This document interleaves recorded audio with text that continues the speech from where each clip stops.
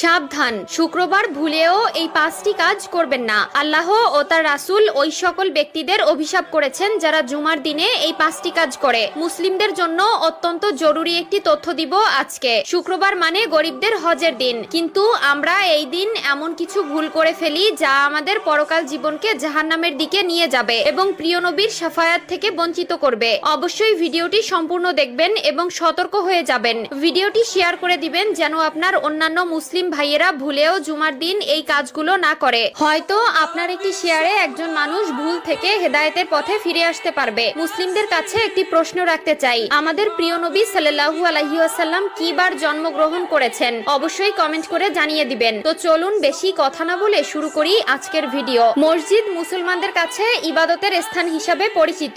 এরপরও আমরা মসজিদে এমন কিছু কাজ করে থাকি যা মসজিদের পবিত্রতা নষ্ট করে। তাই মসজিদের পবিত্রতা